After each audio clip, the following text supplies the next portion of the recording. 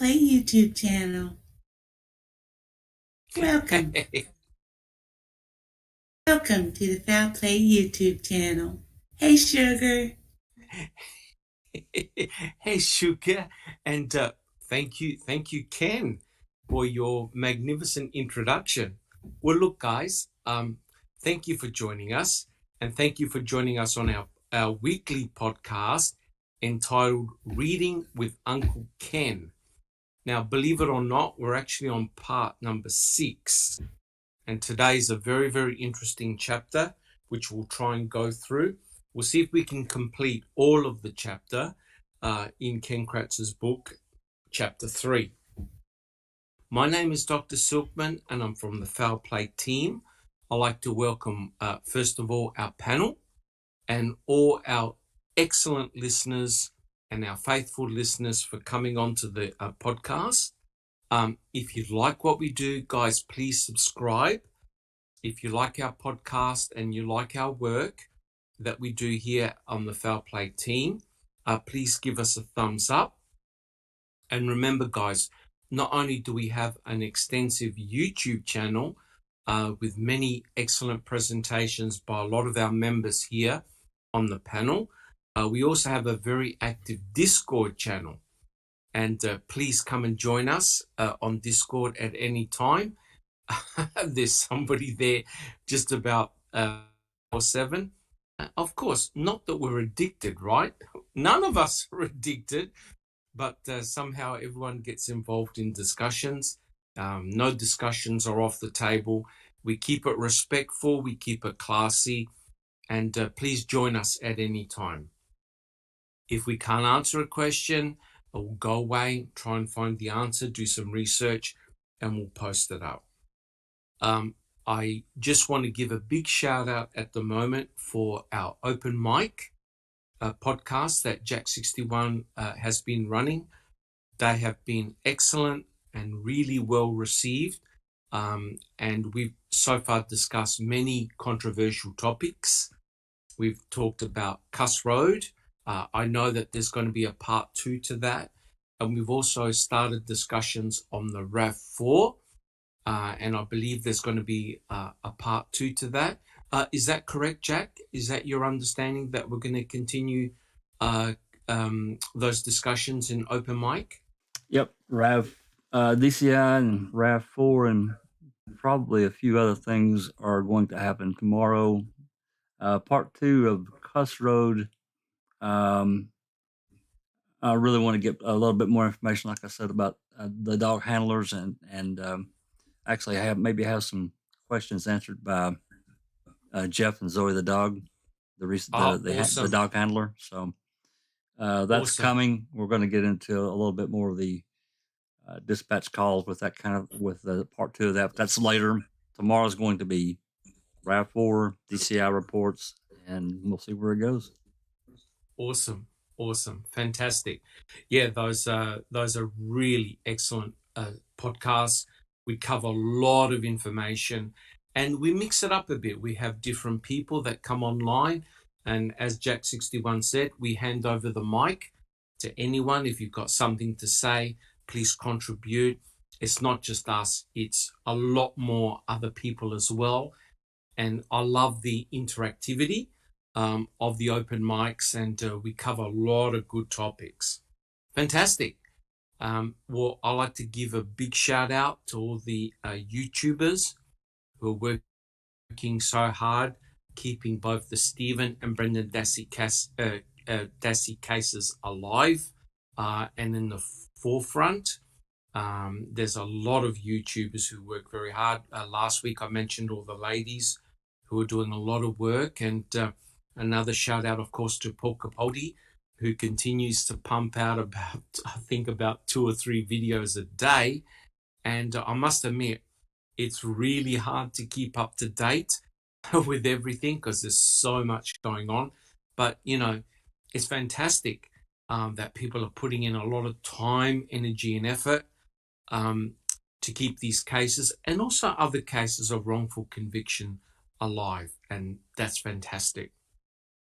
Well, look, guys, joining me today on the panel, we have Alice, BB, Jack61, Just Rhonda, Neverly, Susan, and Zoe.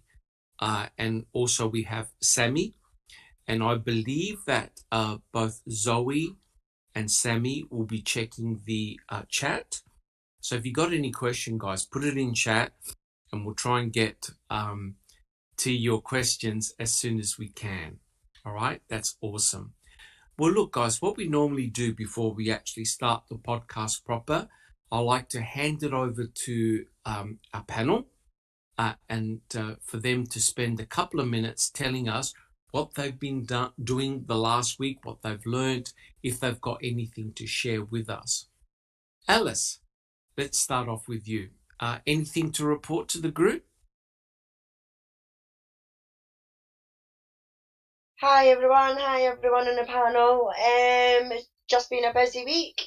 Been doing the Daniel Holt's case on the Tuesday with Just Rhonda, Cherie and Kay. And then we have the Daniel's book case on the Thursday. And that actually involves Daniel as well. Daniel's reading the same book we are, Death and Justice by Mark Burnham. And Kay gets some notes from him and we compare notes and she sends it to Daniel and lets him know, and then doing this tonight and then open mic tomorrow, so trying to prepare for each one. Unbelievable. Thank you so much, Alice. And I just want to say, and I'm sure all our panel and our listeners will echo this, that we really do appreciate all your passion that really comes through in your discussions and your responses. And please keep it up. We all appreciate that very much. Thank you so much, Alice. BB, how's the situation going with yourself? I've been doing craft stuff. Oh no! Because we still have no running water. Oh no! Our water is still frozen. We rented a torpedo heater that was too big and set our trailer on fire. Oh no! Had the fire department out here. Yeah. We luckily got it put out ourselves because it would have been gone 15 minutes later by the time they got here. But they still had to come out. They pulled out some of the burnt insulation and they thermoscanned it to make sure it wasn't going to go up on us again later. Oh my Lord. Yeah. Oh my Lord. So still no good clean water. No. Oh dear. Well, fingers crossed that everything sorts itself out, BB. Yeah, and then we don't set the place on fire. I'm sure the insurance company would be like, they had the fire department out there last week for a fire. Well, BB, some of us have to do these things to get a bit of attention, right, BB? Right, yeah. I know. Well, look, fingers crossed, BB, and I hope everything turns out for you. We wish you all the very best. It keeps getting warmer every day, so sooner or later, that's right? good. Have you guys been getting a lot of snow in Wisconsin? No. Okay. No. Okay. Yeah, because I've super 20 below zero nights. Oh dear. Yeah. Yeah, which is really funny because where I live, we've been getting days of 38 degrees Celsius, so really boiling hot. But I've never experienced snow, but I've read that some parts of America are actually buried in snow. Yeah, we have snow, but we just don't have lots of it. A huge amount. Which my son used part of it to help with the house out. Yeah. Yes. Look, all the best, BB. Okay, all our thoughts and prayer with you and your family. Thank you so much, BB. Jack61, how things been coming along with yourself? If the internet will be good until I get my new modem router. Again, I apologize to everyone out there that was at the open mic last week, and it just went to hell. And no matter what I did, I could not get back to the stream quick enough. It wouldn't cooperate. Hopefully things will hold until hopefully Monday or Tuesday I'll have a brand new modem router and things will. Awesome. That'll fix it. So yeah, go ahead. I was going to say, so in the meantime, we can blame King Kratz. Oh, well, that works for me, or AT&T. Yeah, or both. Yeah, hats and hearts go out to people in Wisconsin. I mean, it's been cold here, and we actually have gotten snow just about every day. It seemed like for the last 2 weeks, a little bit every day, and some days we gotten. Other day we got like 7-8 inches, I think. We got hammered pretty good, but other than trying to get this my internet and cable and all that stuff fixed, it's been just snow and cold and keeping on. Yes, I saw some posts by Millbilly who said that the snow around his house got so bad he actually got locked out of his own house. He couldn't get into his own house. I can believe it. That must be pretty bad. I can believe it. Yeah, I mean, if it, it's not just the snow. You a lot of times you have wind associated, so it'll blow a drift. Yes. Against your door, your garage door, whatever, and freeze your damn door shut or whatever. So it can get pretty crazy. Lock you in. Unbelievable. Okay, Jack 61. But again, all of us want to thank you so much for all your effort that you're putting in. Oh, this is a group podcast. This is a group effort. This is for everyone here and everyone out there. If anybody wants the mic, they're willing to. They can have it. Yes, and also you're asking for additional topics if people want to talk about a specific thing, just to let you know. That's right. Awesome. Absolutely awesome. All right. Thank you so much, Jack 61. Just Rhonda, how things been coming along with you? I'm just sounding like a broken record, just the same, doing the same work and same research and same YouTubing and reading and so thank God you're not addicted, right?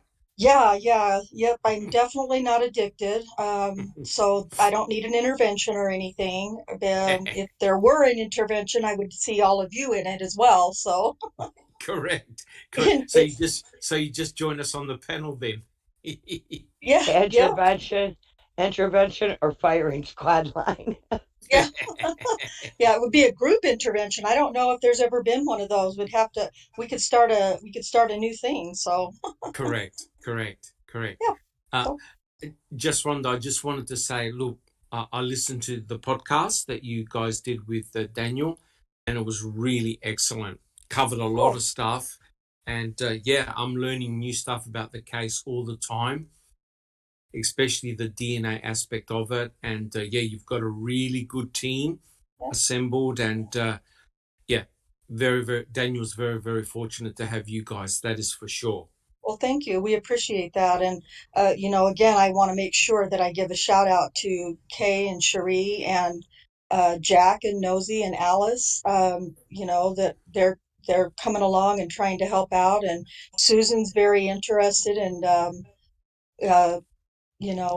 doing her, just on her own, doing research and asking questions. And so last night I streamed an interview, a 2-hour-long interview with Michelle Malkin and the two detectives in Daniel's Truth, and Susan and Jack were there and asking questions. And, the more questions that get asked, the more Rhonda, information that is learned. Rhonda, I have to interrupt it. You call them detectives. You're using that very loosely, right? Yes, very loosely. I just want to make sure. In title only, for sure. Correct. You mean Rocky and Bullwinkle. Those two. Rocky and Blinkwinkle. And I just want to say that tonight I'm going to stream, if anybody's interested. I hope you don't mind me saying this, Dr. Silkman, but tonight I'm going to stream the Michelle Malkin does interviews with some forensic scientists, Brent Turvey and awesome. Susanna Ryan, and it's going to be DNA talks. So that might be something you'd be interested in, but I'm going to stream that tonight in Daniel's Truth. So awesome. Yeah. I am very interested in the DNA.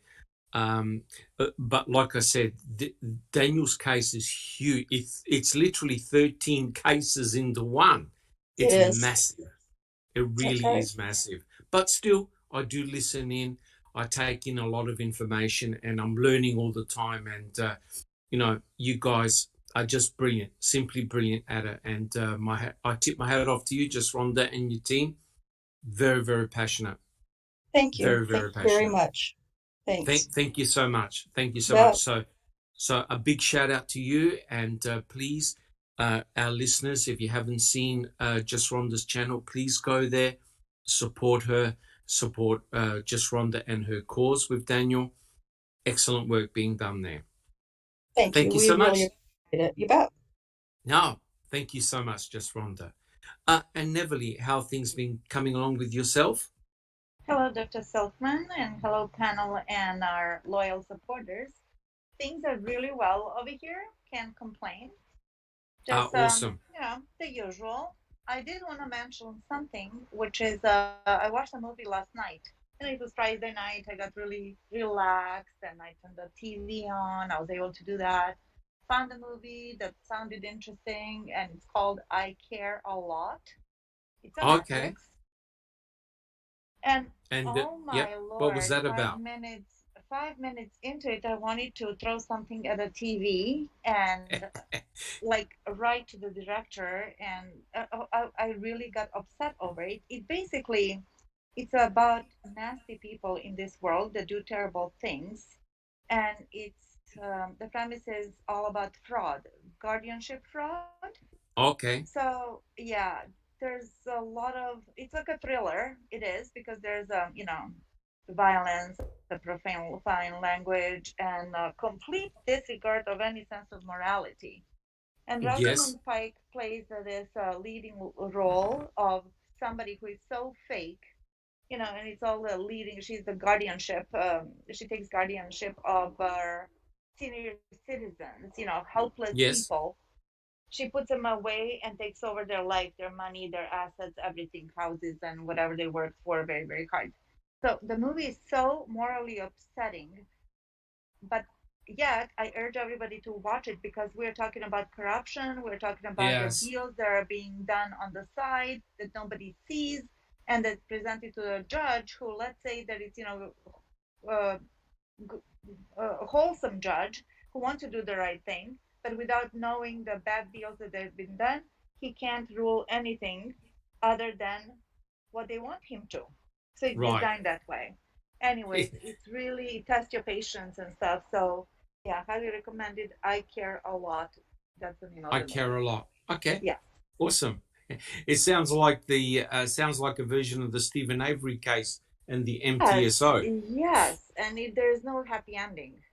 Oh at dear. All, either here. Yeah. So, dear. Yeah, that's all. I'm glad to be here. Thank you. Thank you so much. Thank you so much, Neville. And Susan, how things going with you? Oh, well, it's finally warming up around here, so I'm happy to see that. We've been in a deep freeze also, which is really unusual for southern Missouri this time of year. Yes. But anyway, Neverly, mentioning that, I watched a similar program about guardianship. It took place in Las Vegas. And the judges, the lawyers, they were all complicit in it. And, oh yeah, it's just frightening. Yes, it would be. And it can happen to anybody. They can come in and say that if you go to the hospital for, anything. Yes. And they can come in and just take over your entire life and everything you worked for your entire life. And yeah, it's something to be aware of for sure.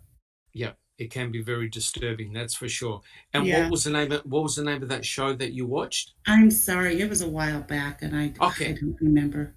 No, I'm pretty sure it was on Netflix too, but I'm not even sure of that. Are you using the line from Ken Kratz, Judge? What's that? Are you using a line from Ken Krause? Yeah. I don't remember. I don't recall. I don't recall. That's it. That's it. Awesome. But yeah, I've been doing, like Rhonda said, a little more research on Daniel, and that's about it for this week. Awesome. Thank you so much, Susan. Thank You you so bet. much for that. Thank you. Zoe, how are things coming along with you? Oh, I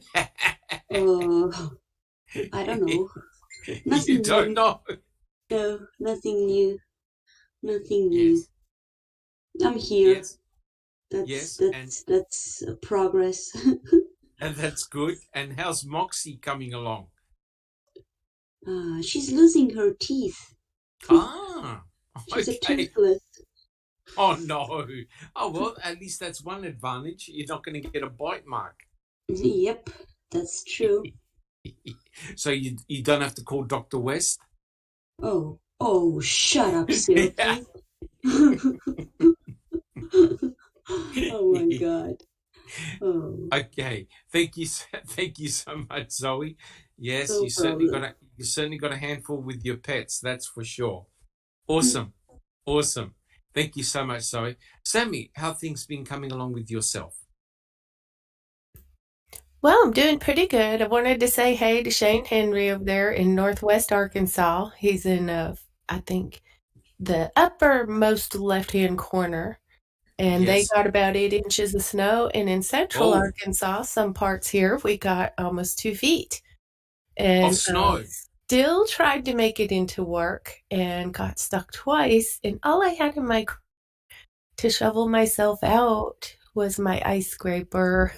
Oh, no. So I managed and I made it, and it's all good. Everything's good now. So I'm able to get in and out. The roads are thawing out, so we're doing better. Awesome. How have you been? Me?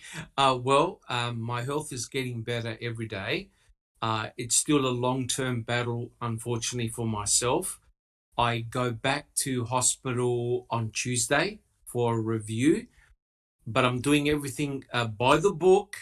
I'm in my boot, my moon boot, 24/7, taking all my medications. I just need to heal, and once I'm healed, I can actually walk and drive. Haven't been doing that for months, but internally I feel much better. I'm talking better. So fingers crossed, Sammy.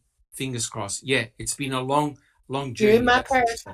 I'm grateful for you, man. Thank you so much. I appreciate all the support that you guys have been giving me, including our listeners and subscribers. It's been awesome. Yeah, it's one of those things. If you've got type 2 diabetes, you know exactly what I'm talking about. It's a lifelong challenge, that is for sure. Awesome. All right, guys, thank you so much. Well, for myself, before we start the podcast proper, I've really been doing reading, watching a lot of YouTube videos from a lot of our Foul Play team members and also other YouTubers. You know, there's a lot of excellent stuff really every day. It's very hard to keep track because of the time difference. So I watch a lot of stuff on replay. But I just want to give a little shout out to the NASA space team. I watched Perseverance land on Mars, and that was a huge achievement. That was awesome. That was awesome. I watched that. I was like, oh my God, that was so cool. I'm a 60s kid though, so you know that was a huge thing when I was a child, and man, that was just blew me away. Yes. And the amazing thing is, I had tears of joy. Right? We're talking about a freaking robot landing on another planet, and I was crying because really, when you think about it, it's a marvelous achievement. Jack 61. Yeah, and not only that, they landed the robot, and the robot has a drone with it. Correct. Like, you know, they're really thinking. I mean, they clearly did their homework, getting it there, landing the damn thing with that tether, and then to include a drone, so that you know they can really do even more than what that robots designed to do. So it's just really cool. Yeah, they've got a little helicopter that will fly up into the air and survey the terrain. And plus the robot is going to collect samples, place them in little tubes, and another mission is going to collect the tubes and send them back to Earth for analysis. That's just mind-blowing when you think about it. Just Rhonda, do you have a quick comment? I do. Jack had shared that with me last night, and I watched it, and I just had chills. I was like, oh my gosh. I was clapping and cheering with the team and everything at the same time. It was really, really amazing. Yeah. If you haven't watched it or didn't see it, I recommend going back and watching a replay of it. It's amazing. Yeah. And you know what was incredible, guys? There were 1 million people watching the stream and chatting, doing a live chat at the same time. So it just goes to show the interest in that type of project. And, good luck to them. Good luck to them. Look, we'll be on Mars within 20 or 30 years. There's no doubt about that. So that type of exploration is really, really good. And I think it goes to show when you get the very best people together, what they can achieve a lot. And that's also, it just reminds me so much about, what we're doing and what a lot of other people are doing around the world for wrongful conviction cases, working hard, putting it out there, and hopefully achieving good results.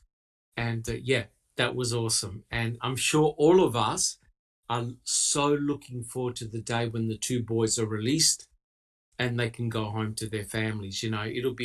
I think we'll be crying for a week. Right, guys? We'll be crying for a week. Awesome. Absolutely. Jack 61. Yeah. It'll be awesome. So that's what I've been doing the last week, just doing a lot of reading and watching YouTube clips and stuff like that. So, yeah. All right, guys. So are there any other additional comments, or we can start the podcast proper? Sammy? Yeah, I just was noticing, and Zoe posted that Graham Moss would like for you to explain the barrels being tampered with. Also, he asks if Ken Kratz mentioned the barrels in his Book of Lies. Just saying.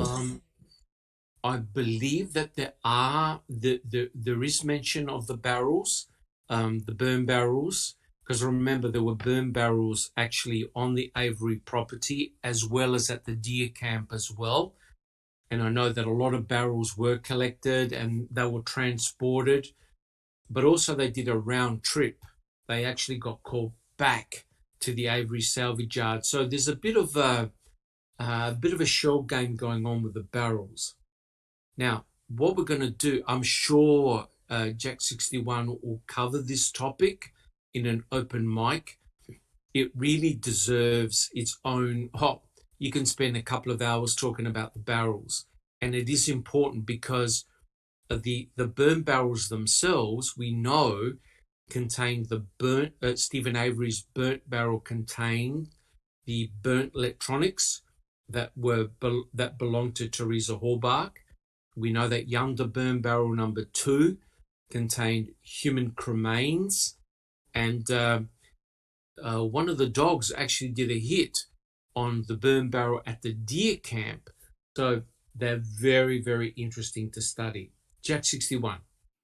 I think we could probably spend 2 full open mics talking about the burn barrels, because if they convoluted it so bad, it's really almost impossible to follow the chain of custody. It really is.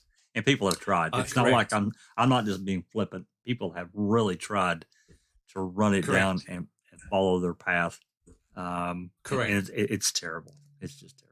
Correct. Yeah, moving on had spent like 3 years. Yes. Trying to track and moving on. Yes. Moving on did a huge amount of work on the burn barrels.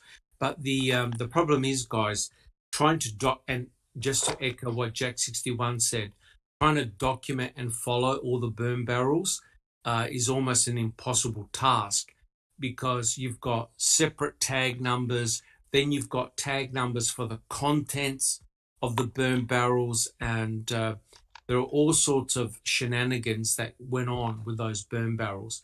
Bibi, do you have a comment? Oh, sorry, no. No worries at all. So I would say that the burn barrels is definitely a very interesting topic, Sammy, and likely we'll discuss that in an open mic. I'm not an expert on the burn barrels. I tried to follow what was happening with them. I just gave up. I was so completely lost. But I know it was a pretty big shell game. I mean, yes. And it was. We've had people that have come to us and that have shared with us they've done projects on this to try and figure it out. Yes, correct. And it's interesting how some people said that the Yonder family had 3 burn barrels. Some people have said they had 4 burn barrels. So there's something really weird going on. And also there's a lot of weird stuff happening with Stephen Avery's burn barrel. And in actual fact, Ken Kratz does mention the burn barrels within his book. Yes, he does. Because, of course, the electronics were found in Stephen Avery's burn barrel. Jack 61. We also can't forget about the burn barrel at the deer camp. Remember? Yeah, correct. They guarded it. Oh, they put a fucking guard on it. Yep, correct. No doubt they collected that. There was a hit by one of the dogs. It was surrounded by crime scene tape. It clearly was a burn barrel of significance. And all you have to do is just swap the contents of those burn barrels because the contents were placed on blue tarps and the tarps were tied up. Very easy to do. So again, it is a shell game. It really is. But look, an excellent question. And no doubt we'll probably do an open mic and see if we can sort out the burn barrel mess. All right, guys. Any other quick comments before we start the podcast proper? We're all good? Awesome. Sammy, do we have any additional questions or we're good to go? Well, we're pretty good to go. I do have yours on here that said Stephen Avery's burn barrel was tagged 1105 but collected 1107. Yes. There's a lot. Look, there's no doubt there's a lot of weird things happening with the burn barrels. If you watch Making a Murderer 2, Kathleen Zellner's legal team had a look at all the burn barrels, and there's definitely some weird shenanigans going on, like people looking in burn barrels, finding nothing. They come back either the same day or another day, and all of a sudden, all this material is found in them. So yeah, they were stumped too. So the burn barrels are very important to study. That's for sure. Look, thank you so much for that question. Yeah, we can't answer it in 5 minutes. That's an open mic job for sure. All right, guys. So we'll make a start on the podcast proper.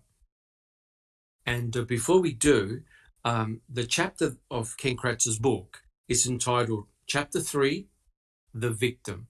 And look, I just want to say this really as a matter of courtesy. When we talk about the victim, of course, we're talking about Theresa Halbach. And I think we need to show a bit of sensitivity to both Theresa and her family. I know these are just words on a page, but the reality is we're talking about human beings and people that have lost their life. And the other thing, of course, I also know that not everyone believes that Theresa Halbach is in fact deceased. And I respect that. I respect that position. I don't agree with it personally. I believe she is deceased, but I also respect people's positions that they believe that Theresa Halbach is still alive, because we know that the investigation, the forensic investigation, was not thorough and complete, and there still is an element of doubt about whose cremains were actually found at the Avery salvage yard.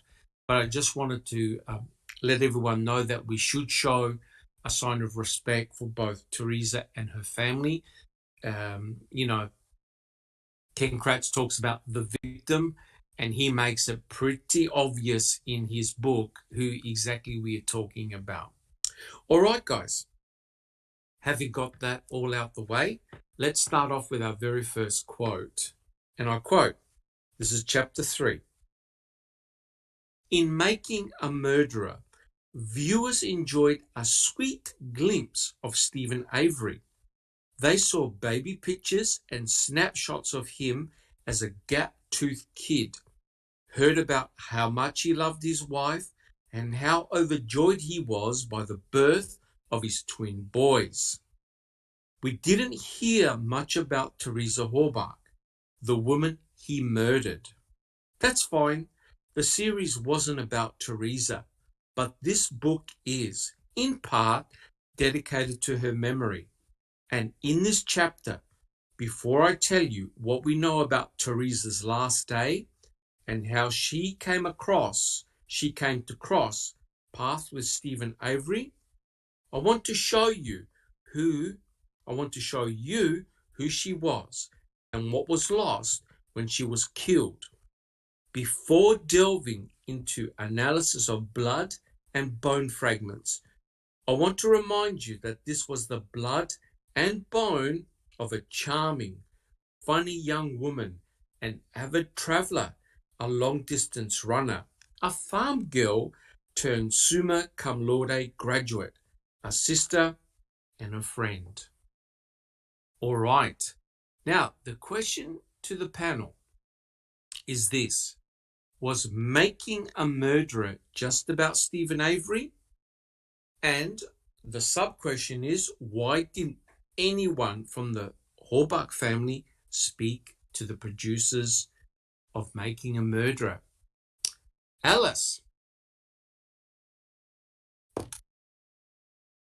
I think that's the $1 million question.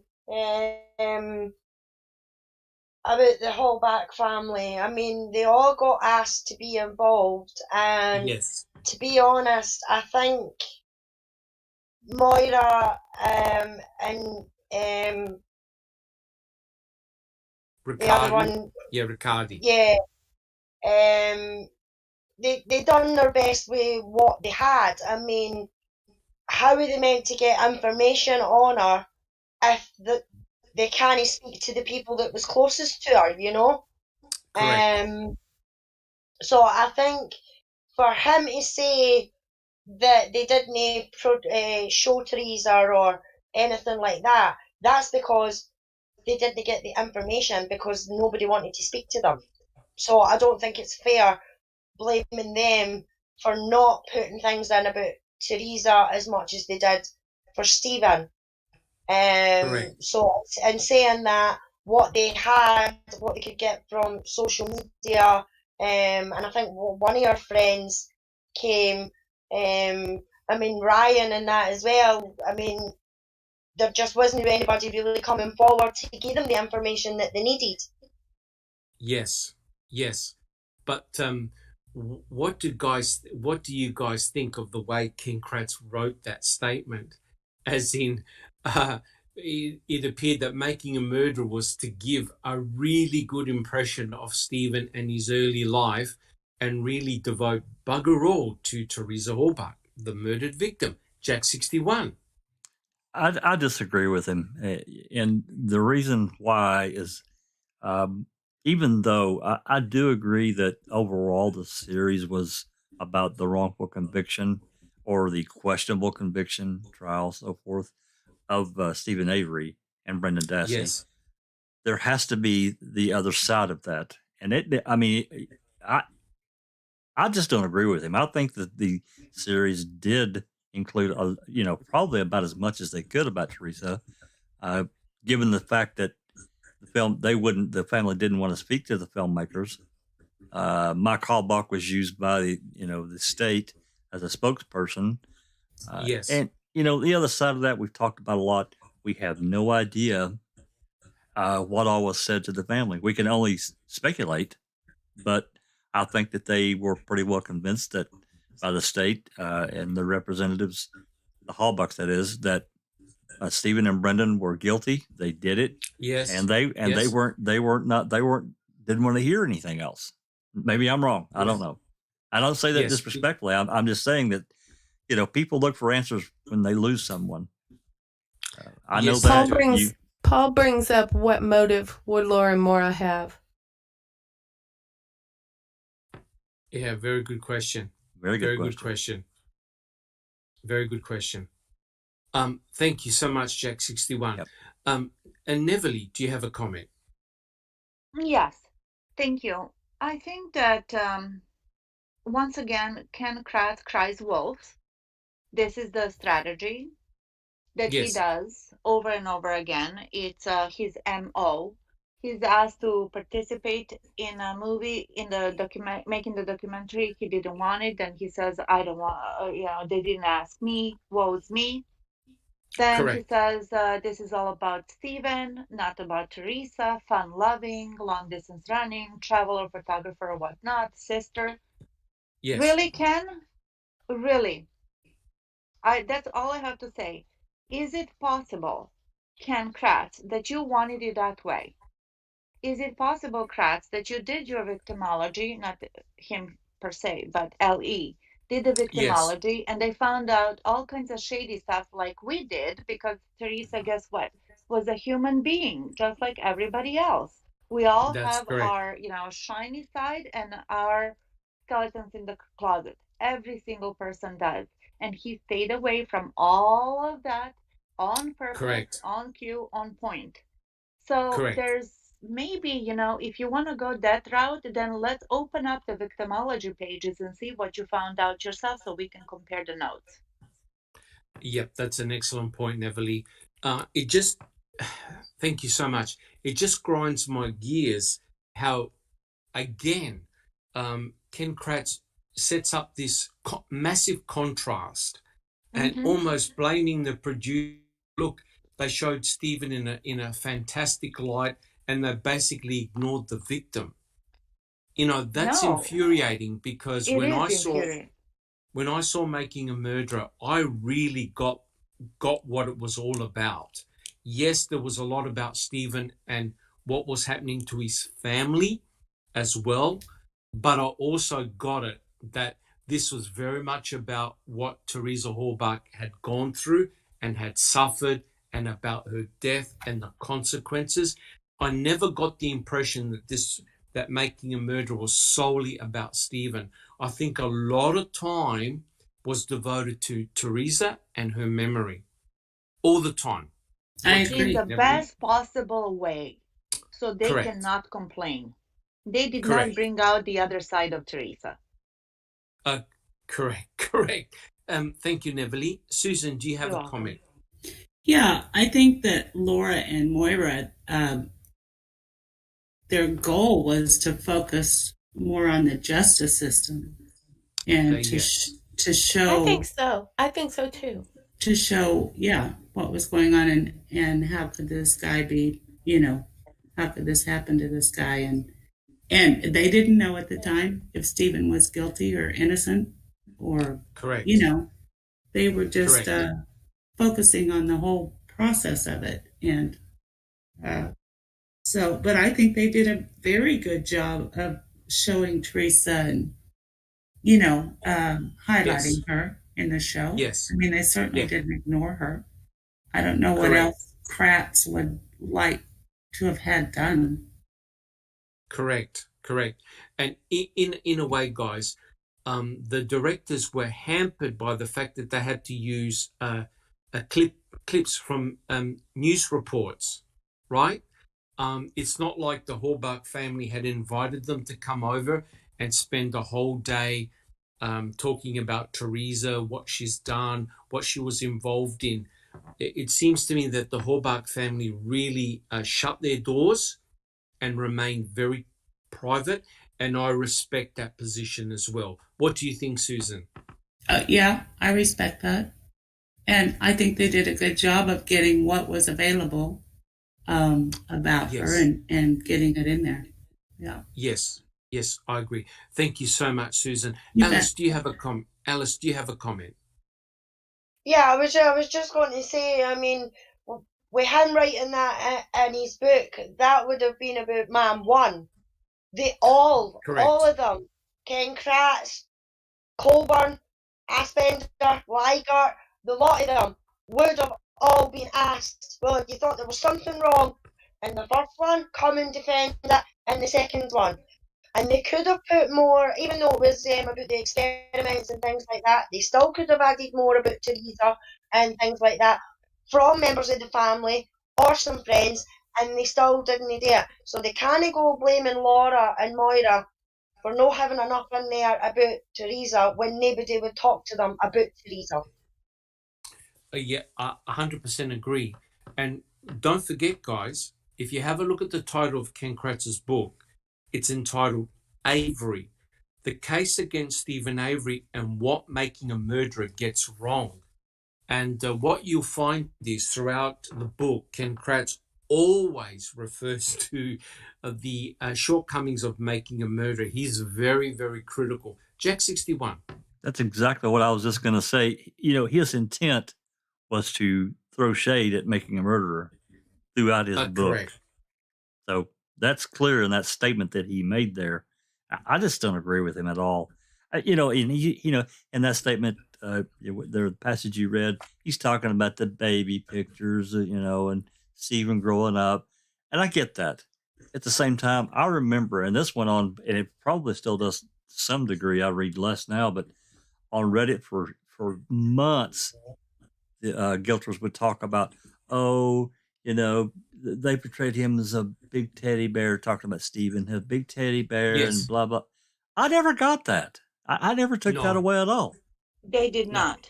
They mentioned everything. They mentioned the robberies. They mentioned the stupid cat incident. They mentioned the letters from the jail, from the prison. They mentioned all of that. Right. So Yes, they did. Really, no. Yes, they did. And let me tell you right now, so does Ken Kratz. Ken Kratz, you'll see throughout his book, has a huge focus on all the negative aspects of Stephen. Don't worry, he doesn't shy away from that. And as Neverly pointed out, you've got Stephen Avery being involved in robberies, the burning of the cat incident, the running off his cousin off the road. He goes through all of that. So, of course, he basically documents the breakdown between Stephen's relationship with Laurie and how that affected his family. So he's not shy of reporting all the negative aspects. But I still believe that we know very, very little about the victim per se. Theresa Halbach, we know very, very little. Bibi, do you have any comments? No, not right now. Okay. No worries at all. I appreciate that. No worries at all. So, guys, does anyone have any other comments about the very first passage? Just to underline that Neverly. this is his MO. This is Kratz's MO, crying wolf and looking for reasons to toot his own horn and to push his agenda. That's my personal humble opinion. Yes, no, that's correct. And we find that is a common theme throughout the book. Again, and he did this in court, it's very much the beauty and the beast, the beauty and the devil, right? So Theresa Halbach is, again, being respectful, is presented as this immaculate person, flawless, and we've got this horrible, horrible, shady person called Stephen Avery. And that contrast is very much in his book. All right, guys. So do we have any additional comments of the first quote? We're all good? Awesome. All right. Well, let me guess. He continues. Okay, I'll read out. This is passage number 2. I quote, "The photo shoot at the Avery Salvage Yard on October 31st, 2005 was one of the last she planned to do for Auto Trader magazine. Her Monday side job with them had become more of a hassle than it was worth. too much travel, too little money, too many leering scumbags like Stephen Avery. Leering scumbags like Stephen Avery. My question is this. If Theresa Halbach felt really threatened or uneasy with Stephen Avery, why did she go and do a photo shoot at the Avery salvage yard? Guys, who would like to open that one? Jack 61. Kratz is a damn liar. He's a damn liar. Because I don't remember. I'll have to go back and find it. But I think that it was Don Liska that, or one of the other ladies at Auto Trader that talked to Theresa. There was no hesitation in her taking the appointment and going on. She did not have to take that appointment. That's a lie. That's correct. That's correct. And the other important point, Jack 61, is that Theresa Halbach knew exactly where she was going. That's right. Correct? Yes. That's right. Well, she could not drive to the place without knowing where she was going and knowing that the address is Avery Road. Correct. So she knew that she was going to the Avery salvage yard. She knew precisely what she was there for, to do a photo shoot. And in actual fact, Theresa Halbach had been to that property before. Is that correct, guys? Oh, yeah. Yep. Oh, yeah. Uh-huh. Yep, she'd been there about 5 times before. She even gave Stephen her mobile number. Now, I'm sorry, if some guy is creeping me out, I'm certainly not giving him my personal mobile number. He'd be getting told to phone the office, and I wouldn't go there myself. You know? So that's a whole... Or you would bring a friend. It is. Yes. It is.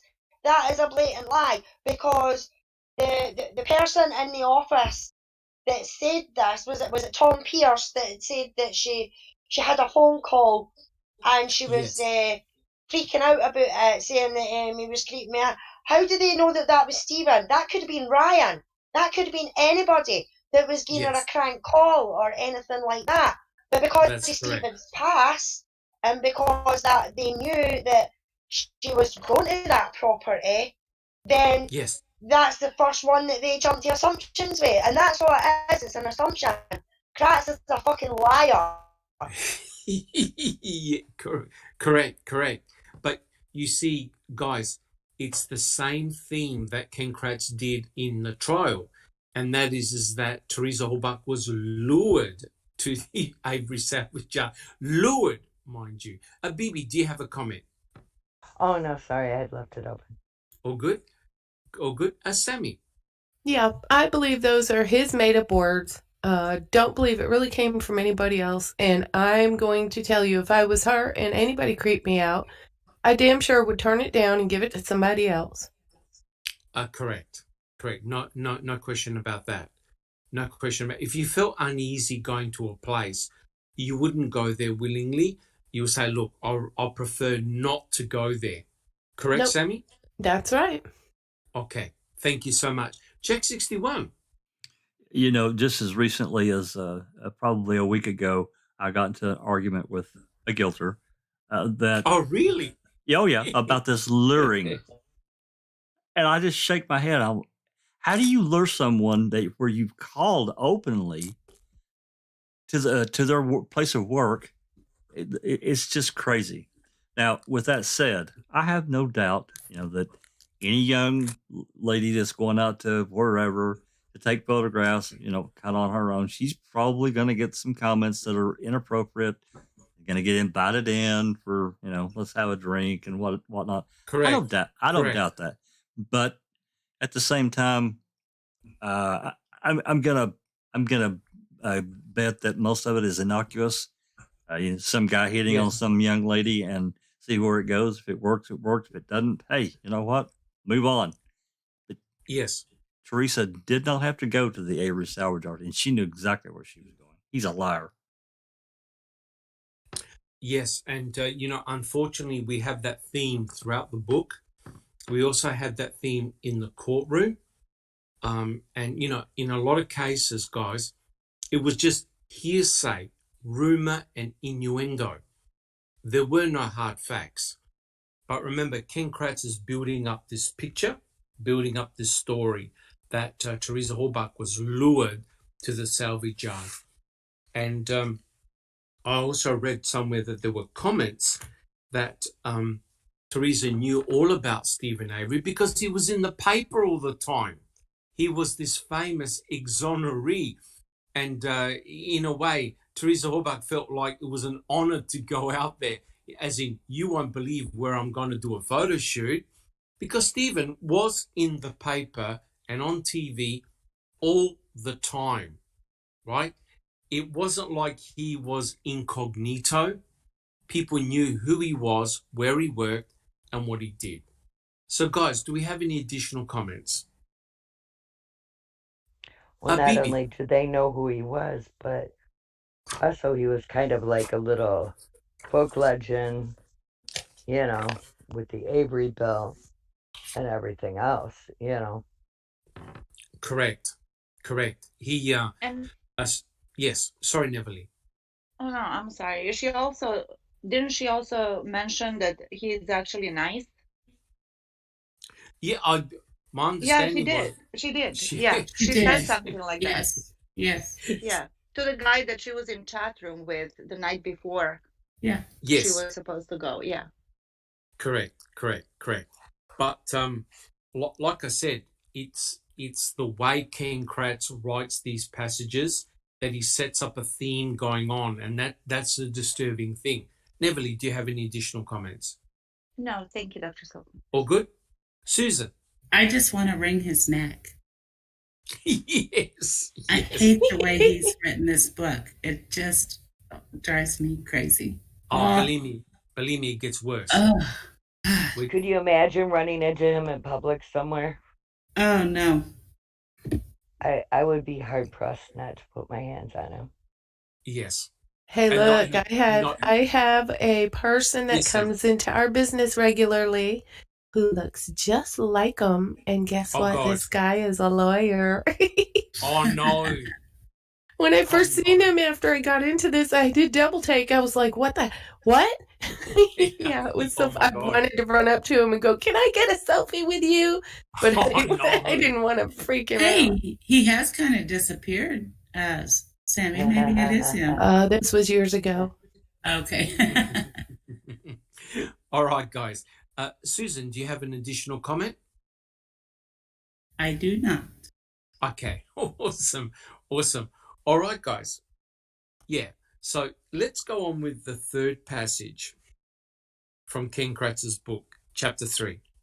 I quote, "Since her breakup with Ryan Hilligus, her high school sweetheart, Theresa had not been in a serious relationship. Theresa Halbach's friend, Trinity Rosno, rejected the notion that Theresa went home one night with the wrong person. She rarely dated, Rosno says. When Jerry Buting blamed her lifestyle for her murder in his closing argument, I almost jumped up and smacked him. He didn't know how important her Catholic faith was to her. How dare he?" So my question is, serious question, do we really know who Theresa Halbach was? Who would like to start? Jack 61. All I can say is, well, at the end of that, if he would have went after Buting, I'm sorry, Buting would whip his ass. That's just my opinion. He would beat the crap out of him. And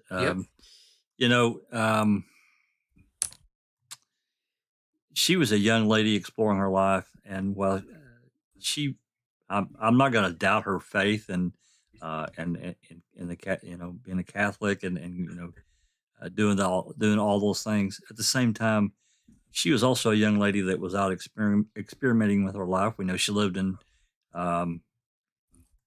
Green Bay for a good long while. Yes. Went out to the bars and did the party scene. And, so while I'm sure she was a good person, there was also a side of her that we've talked about prior that really wasn't talked about at all in the series. So no. But do you have the impression that Ken Kratz did not want to bring that side of her life story out? Oh, everything they could to keep it buried. Whitewashed everything. I would like to add something here. I was raised Roman Catholic, and they're very strict. And I went to a private Catholic school.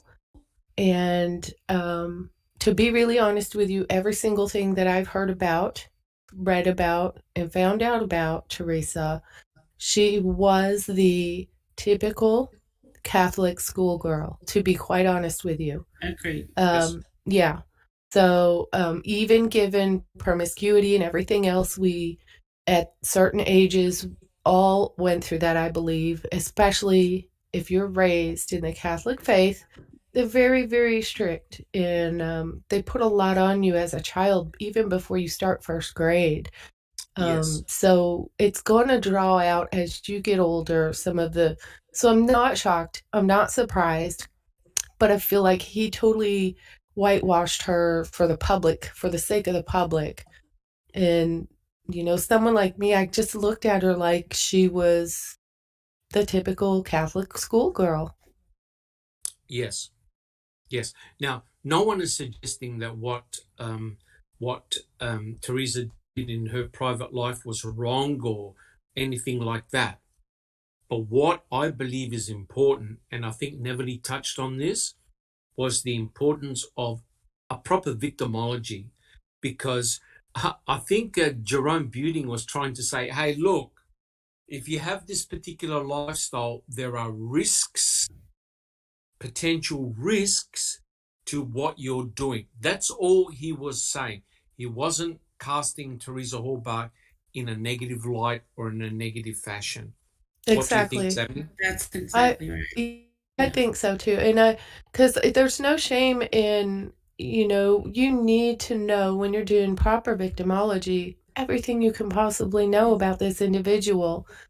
You know, it's really important, no matter what it is. And I don't feel like anything about her was so terrible that they couldn't have done this properly and still, you know, ended up with good results as far as places to look. But yeah. Yes. I personally think that a lack of a proper victimology, as in discussing her lifestyle in court, was a big mistake, right? Because in my opinion, it skewed the investigation really, really badly. Bibi, do you have a comment? Yeah, well, if she is out there taking naked pictures of couples, becoming involved with the couple, being called into their divorce, all these things, that does put her in different risk factors. Well, that's the one we know about. That's the one we know about for sure. What don't we know about? What was hidden? Yeah. I would like to add something to that. Sorry, Neverly. Yes. To what Bibi said. If imagine all of that, which my personal opinion is that she didn't do, much wrong. She's exploring, experimenting. She's in a small surrounding. Yeah, she's no traveled shame, the world, so she has no shaming whatsoever. She did what she did. That's her business. That's her life. That's whatever.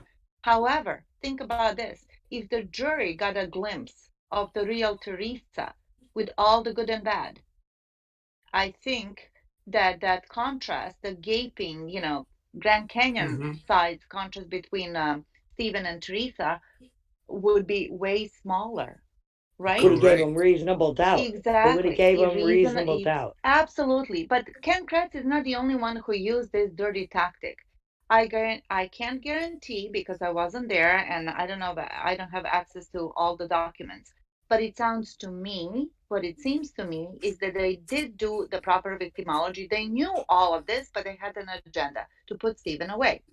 So it was and they whitewashed her. Yes, to whitewash Theresa, so Stephen would look like a monster, so they could put him in black and white with, shackled hands. They wanted to use a taser on him.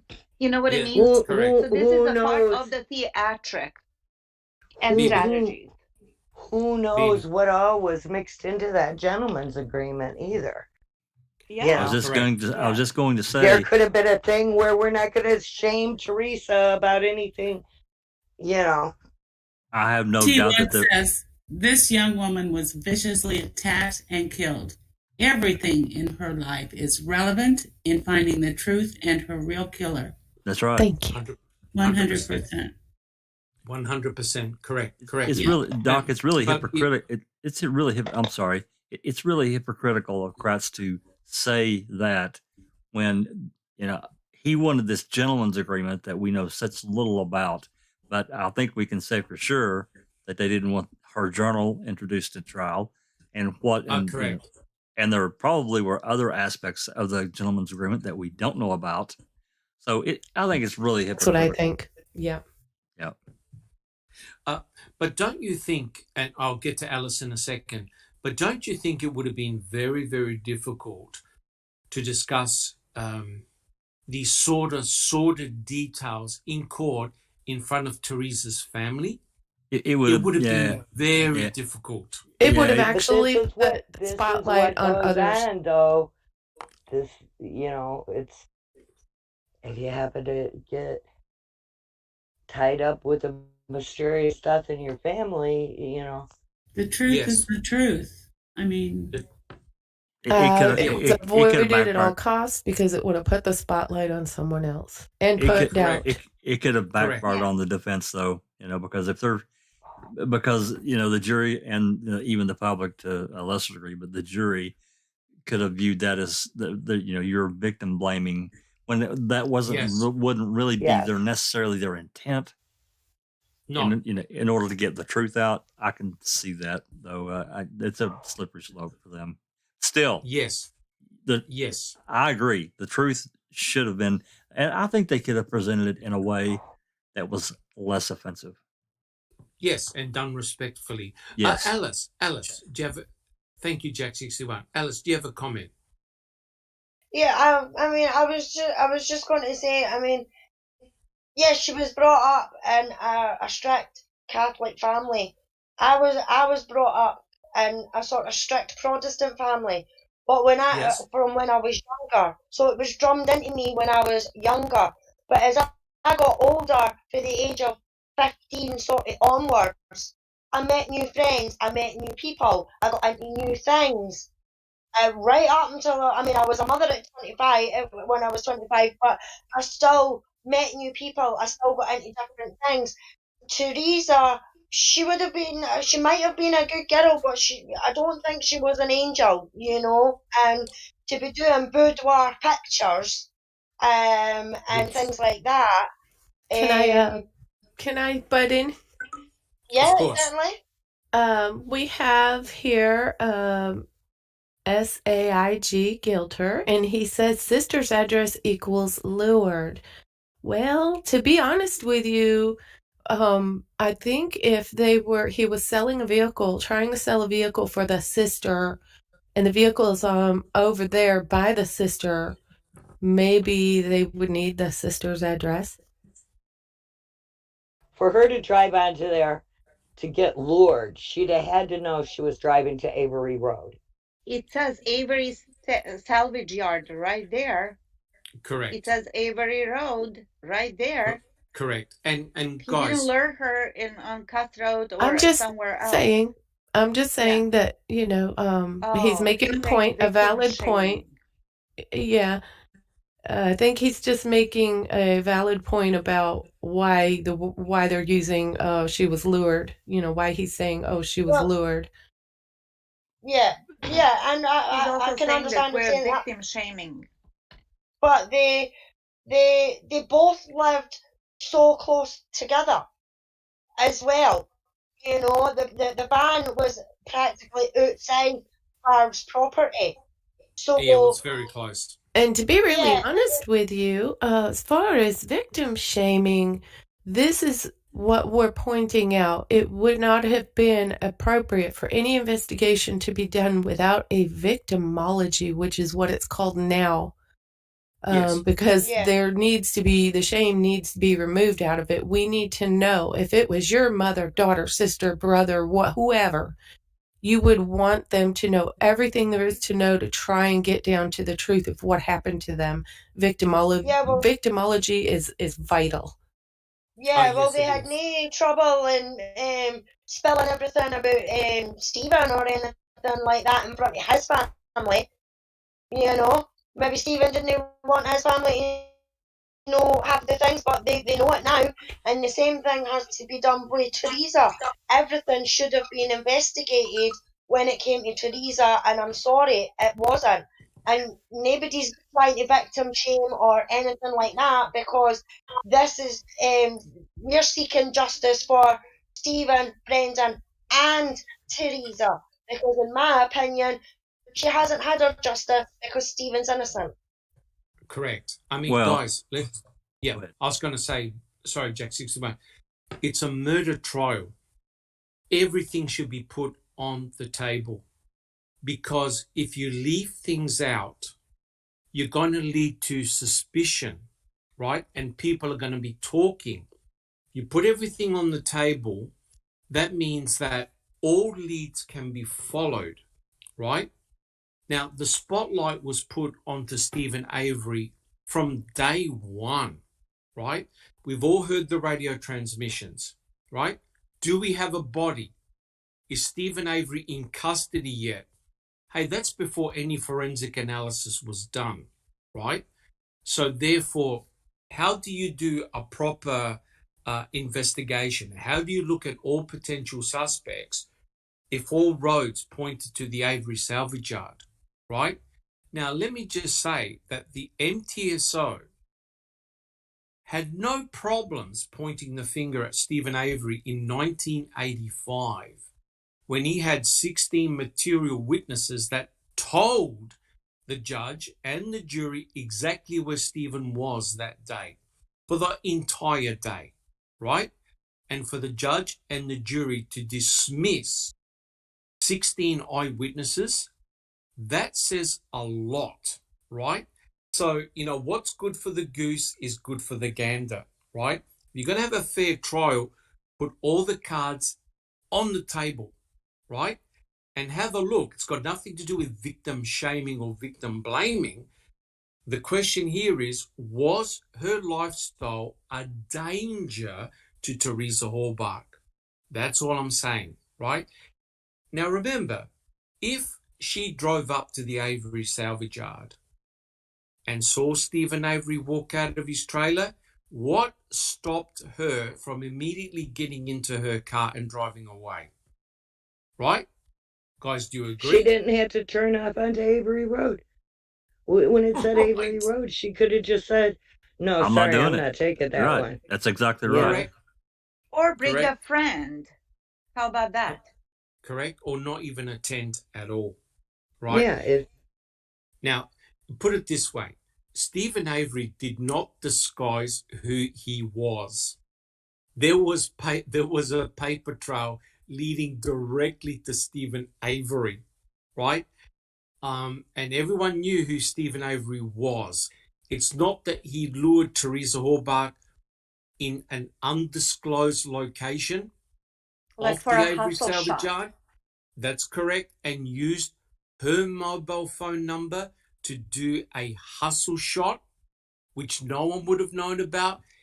Stephen Avery was very open where the photo shoot was going to take place, and everyone knew where Stephen Avery lived, right next to his sister's trailer, right? And the van belonged to his sister, not to Stephen, right?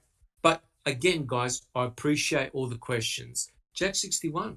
Well, that was exactly the comment I was going to make, is that I understand, the sig guilters about the address. I get it. But here's the thing. The van belonged to Barb. He couldn't call and make an appointment to sell a van in his name. It's not his van. It's Barb's van. And I know that, a lot was to me, it's a much ado about nothing. And that brings up, the later phone call using *67. I got into another argument about that. It's irrelevant. She didn't answer the call. She didn't answer the calls. So correct. It's a zero sum argument. it doesn't matter if he called. They didn't talk. Correct. Yep. And she also knew she was going to the Avery property. That is correct. Yep. That is correct. And rumor and hearsay and speculation is not fact. That's right. That's the important thing. Rumor, speculation is not fact. Okay? Theresa always had the chance to reject the job. And don't forget, Theresa Halbach had done photo shoots for Stephen before, and she was down at that area before, because we have photographs of vehicles that she took close to Stephen Avery's trailer. So she had been down there before, right? She knew precisely where she was going. I think it's rather mischievous for Ken Kratz to use the lured angle. I really do. Guys, any additional comments? We're all good? Beautiful. And guys, to be fair, we appreciate questions from anyone. I don't care what side of the fence you sit at. We'll try our very best to answer them. Sammy. Yeah. Gilter says, does the victim taking pictures of couples and even having relationships with them make her less of a victim? No. No, it doesn't. But it's a vital part. Oh, sorry, Sammy. It's a vital part of victimology that would have been needed to be in a report for her victimology. And it just helps. It helps to tell everyone the people in her life that she had contact with and what motives they might have had to see harm done to her. Exactly, and maybe to bring it to the proper person. It puts her in more of a risk factor of meeting somebody who might do bad things to her. Yeah, correct. Like a pissed off wife. Well, that's right. What she does in her. Yeah. Doing these boudoir shoots, however you pronounce the word, is all fine and well and good. And I have a lot of respect for what she was trying to do. She was trying to, make money and make her own way. I think part of her moving back to Gilbert, away from Green Bay, was in an effort to save money because, we've had access to her checks now. We've seen that, how much money she had going out, how much money she had coming in. So Correct. For her, she was trying to take more responsibility in her life. She was working. She's active. I got a lot of respect for that. And I don't even have a problem with doing a naked photo shoot with whoever. The issue there, Right. of course, is that her name could get floated. Oh, yeah. Innocently told to someone else. That gets told to someone else. And maybe the second or third person down is really kind of a bad son of a bitch, and there's a something happens, you never know. Correct. If you saw the program of the disappearance at the Cecil Hotel, I think Neverly saw it as well. Yes, I saw it. Yeah, you'll notice that because they did a proper, thorough victimology of the person that died, Elisa Lam, they actually found out a lot about her background, her personality, and her health factors. It was actually crucial to solve that crime. Isn't that correct, Neverly? Yes, she was bipolar who was not taking her medication. Yeah. So she was having episodes. Correct. And there were all sorts of rumors going about her death. People were blaming this person. People were blaming that person. Was some type of devil cult. The whole lot, right? But because a proper victimology was done, a lot of people could be cleared as being not involved at all.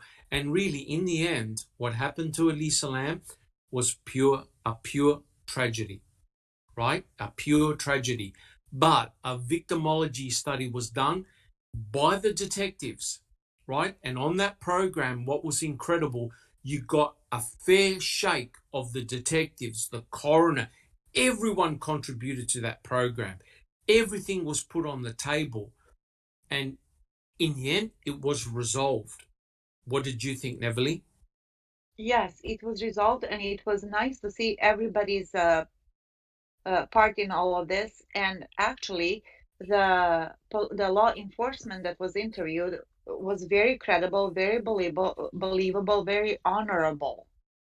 It seemed like they had nothing to hide, and they were looking for something, and they were wrong. When they were wrong, they admitted that. So yes, it wasn't. It was nothing like what happened in Stephen and Brendan's case. It was just so blaring that victimology was done and talked about properly, unlike in Theresa's. And it was painful. It was painful. It was. Right? She also had parents.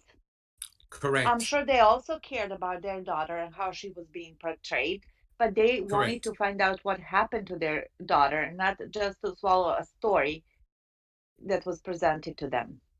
Correct. So, to the guilters out there, we're not trying to be smart asses and to denigrate the memory of Theresa Halbach. Quite the opposite. Because, like I said, if you saw the program Disappearance at Cecil Hotel, pointing the fingers at the wrong people who you suspect were involved in her death had devastating consequences. But because a proper victimology was done, the police could clear certain individuals as having no role involved in her death. This wasn't done here. And you could tell Ken Kratz was very defensive of anyone speaking anything of ill will against Theresa. None of us are suggesting what Theresa did was wrong. She was a mature lady. She could do whatever she wanted. However, her lifestyle choices may have led to meeting the wrong people who had a motive, right? That's all we're saying here, guys. Any other comments? We're good. Sammy, we're good? Okay. Guys, let's go on with the next quote. Okay. But Theresa, it seems, had caught the eye of one local man, divorced, with 5 children, a criminal record, and a girlfriend who drank too much, Stephen Avery of Avery Road, Michigan. When he called Auto Trader at 8:12 a.m. on October 31st to make his Halloween Day appointment, Avery asked them to send the photographer who had been out there before. He wanted Theresa. Here's the question to the panel.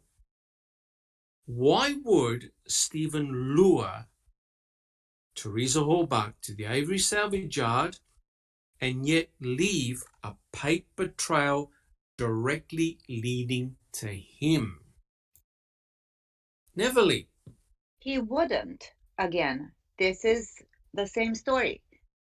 Kratz wants to say something. It sounds good, but in reality, it makes no sense.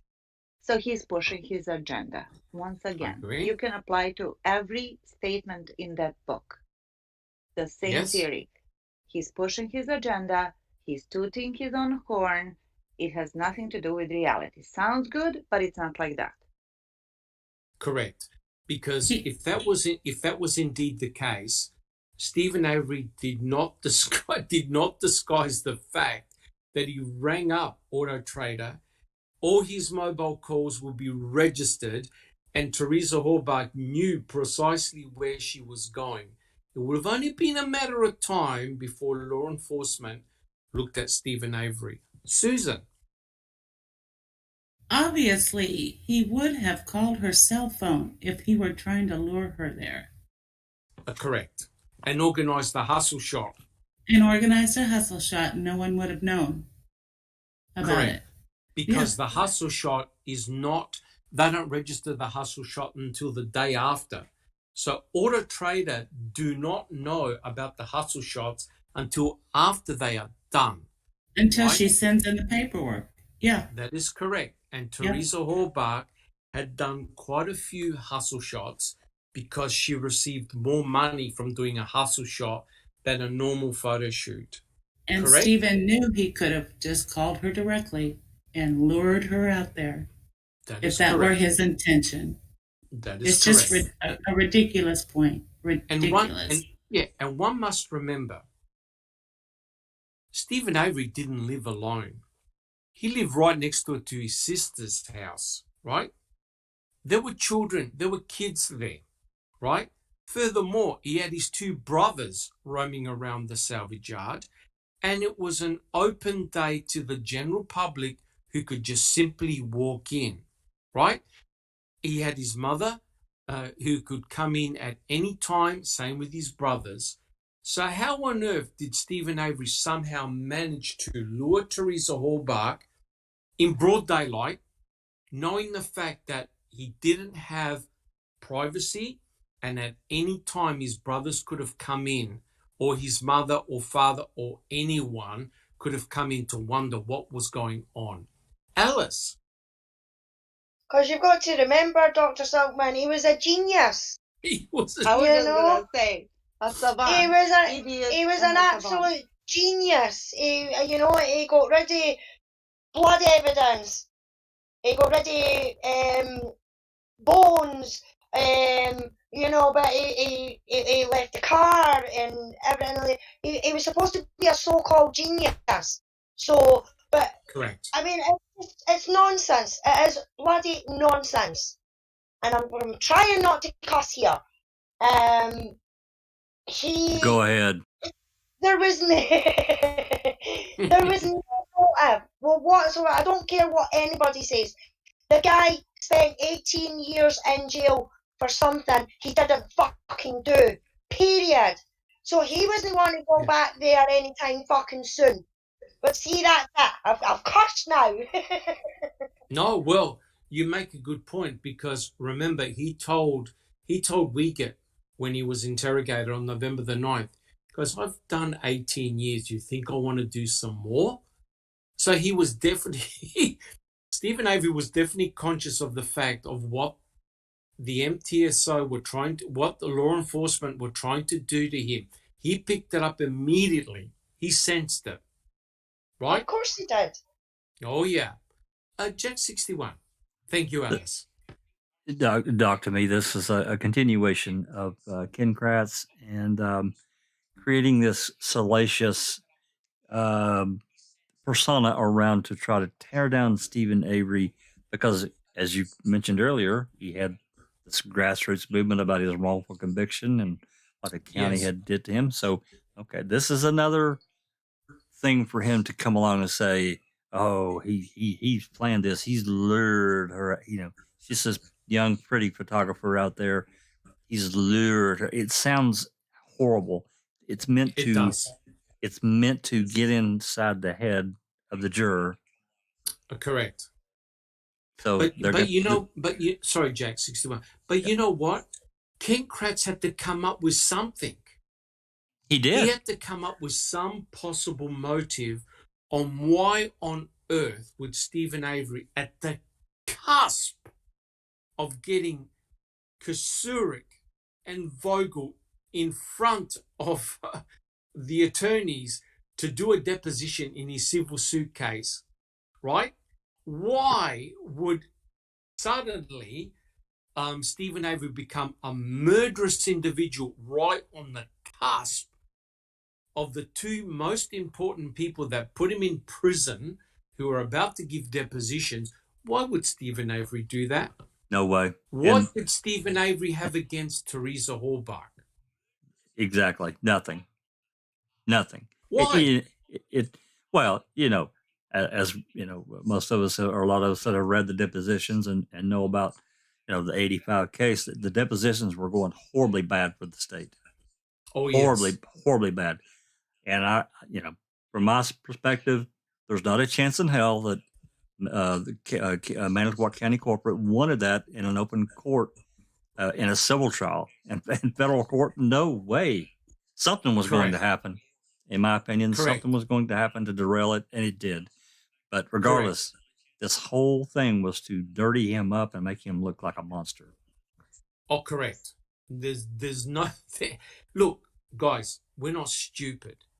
Had Stephen called Theresa Halbach on her mobile phone and said, look, can you meet me at the quarry or at Maribel Caves or at some undisclosed location? I've got a hustle shot photo shoot for you. Oh, jeepers. That's going to look suspicious. But no, he goes through proper channels and asks for Theresa Halbach to do a photo shoot in his own backyard in broad daylight, knowing that his brothers and everybody else, including members of the public, That's could right. be there at any time. At any And- time. Never. And Dr. Silkman, let's transpose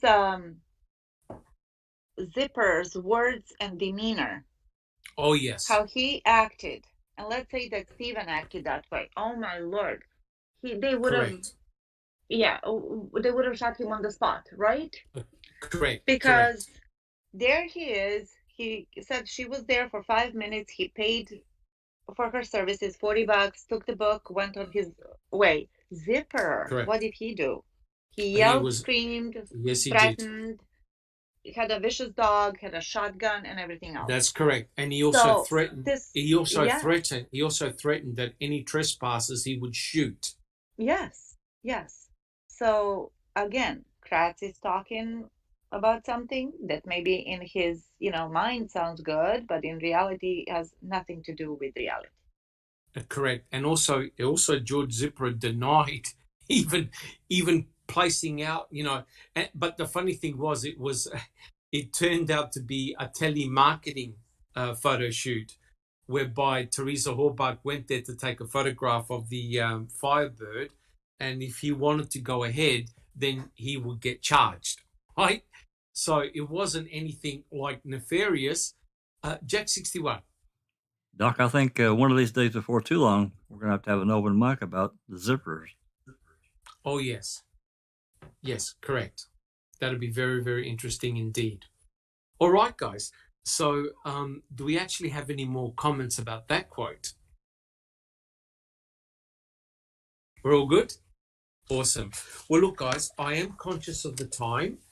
What I like to do is one final quote.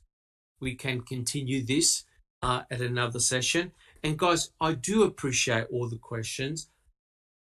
I don't care if they're from truthers or guilters. We put everything on the table, right? We're not perfect. We don't know all the answers, and we value the input of everyone. Be civil. Ask your questions. That's all we ask. All right, guys. My final quote for today.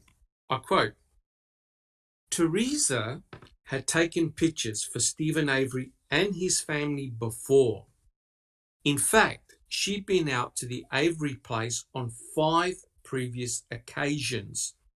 That 5th time, after phoning Theresa directly to set up the appointment on a 46-degree October 10th, Stephen Avery answered his door clad in only a towel. Creepy, thought Theresa. She told friends and co-workers she didn't want to return. Why not call Theresa directly on her cell phone to book the appointment, as was done just 3 weeks before on October 10th? He had the number, unless, as I strongly suspect, he realized that after the towel incident, she'd be unwilling to return. So, wait. I haven't answered my question yet. But the question to the panel is, did Stephen Avery actually do anything wrong by answering the door only wearing a towel? Susan? Well, first of all, I don't think it's established that it was October 10th or whatever he said. Mm-hmm. And it's my understanding he had just gotten out of the pool. That's correct. But according to Ken Kratz, he was suggesting it was too cold to go in the water. That's why he says October 10th And that is not established. Correct. So, what the hell is Stephen Avery doing in a bath towel? Thank you, Susan. Sorry, Susan, any additional comments? Oh, God, just the poor writing just gets me. I tell you, it's just so badly done. I've been up here. I've been up here on Halloween and went swimming in the river, and it was still warm enough we didn't freeze. Yes. Okay. A little cold, but invigorating and nice. Okay. Right. And don't the Swedes and Norwegians dive into water that's got ice in it? Russians too. Right. And the Russians. Yeah. Correct. But for Stephen Avery to do it, impossible. Right? Impossible. No, I've been in the river before on Halloween, and Yes. Dr. Silkman, maybe not every year, but some years, Correct. Neverly. I think if Stephen Avery showed up to his door buck naked without a towel would be inappropriate. So he did what he could, which is grab a towel and put it around your waist. So what's wrong with that? That's a decent thing to do. Correct. And I don't know about you guys, but has anyone ever been caught short? You've just come out of the shower and someone knocks on the door and you quickly answer and say... Exactly. So drama queen, Ken Kratz, again, tooting one story, wishing it was true and sounds good, but it had nothing to do with reality. Did I say this already? Yes, you did. But do you see the picture that Ken Kratz is building up throughout his chapter? That Stephen Avery is a sexual predator monster, right? Of course. And that he lured Theresa Halbach to his property, and that Theresa didn't want to go back, right? And yet Theresa knew precisely where she was going. If that towel incident disturbed her, she would have told her boss, do not assign me anywhere near that property. Guys, do you agree with that? Is Absolutely. that reasonable? That's reasonable. I think that's being reasonable, right? It's a ridiculous narrative. Right. Yeah. If you feel threatened, as in there was a direct verbal threat, or Stephen Avery appeared naked, made sexual remarks. Correct, made sexual remarks. Well, you've got a very strong case. Hey, I'm not going back. But clearly, Theresa Halbach did go back, right? And to sort of say, well, he did it in a disguise, so that she wouldn't worry about the talent, that's completely crazy, right? Considering that she does photo shoots of people totally in the nude, I don't think she's that naive. I could be wrong. Jack 61. I think there was a conversation that the agent, I can't remember if it was Fassbender or one of the other ones, had with, wasn't it Angela Schuster or Dawn, where she had imparted this story about Avery isn't that right? Am I remembering that correctly? And then Theresa kind of said ew, and they laughed and giggled and moved on. Yes. There was no, I'm never going back to that fucking place. I can't stand it there, blah, blah, blah. So it's again Ken Kratz. She just said ew. Yeah. Remember? Yeah, right. I read that part of the testimony. Yes. And she just said ew. Like, you know what I mean? Like, ew. Right. Like he's short and stocky. I would have said the same thing. But But that's a lot. That's what you say. Ew. Yeah. That's a long way from being afraid of going somewhere, because nothing happened. Somebody he came to the door in a towel, even if it was him. I'm not entirely convinced that it was Stephen Avery. There were other people that lived on the property besides Stephen that could have come to the door in a towel. But regardless of that, she clearly wasn't frightened. She went back. And I don't think Theresa was desperate enough for money that she would have taken. No. I mean, she only got she got like $18 or something to do a regular. Correct. That's correct. And go ahead. I was going to say that the point is that Ken Kratz even said that apparently that day was going to be her last day working for Auto Trader, right? So I don't think she would have been desperate for the $17 to do a photo shoot. That's right. It seems ridiculous. Susan, Oh, I'm sorry. Didn't mean to be unmuted. No. Do we have any other comments about that statement? So do we agree that Stephen Avery actually didn't do anything wrong, technically wrong, being in his own house, answering the door in a towel since he just come out from the pool? No. Alice. I was just going to say that the guy was enjoying his swimming pool. He could have just got out of that swimming pool and went into the house for a piss or a shit, so that he wasn't doing it in the fucking swimming pool. So he had a towel round him. Come on, for fuck's sake. So what? He answered the fucking door in a towel. You know what I mean? How many other men have opened the fucking door to somebody in a towel? You know what I mean?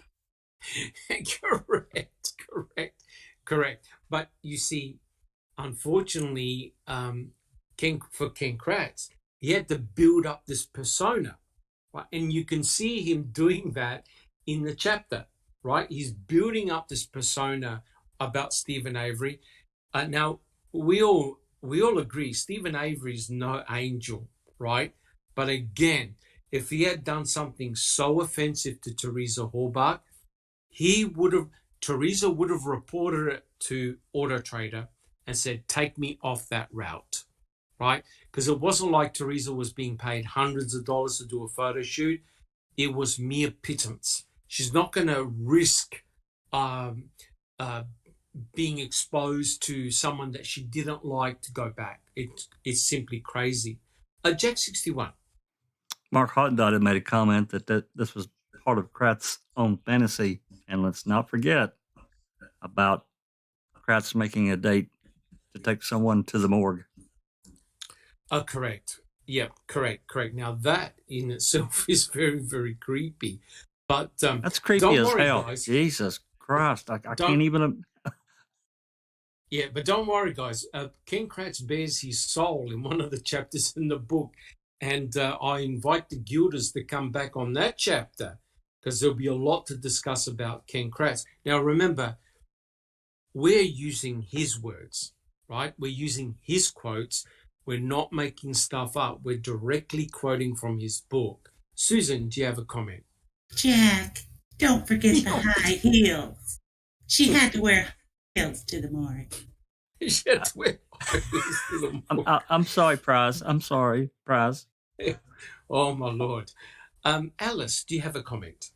Yeah, I mean, the thing is, he's making out that, well, 1 minute he's making out that she's this intelligent, beautiful young woman who had a full career ahead of her, and then the next minute he's making her out to be this flail, fucking, like, she couldn't pack up on if Stephen was being creepy or anything like that, and she just fell into his luridness and everything like that. It's all a crock of shit. She was an intelligent woman. She was a beautiful woman.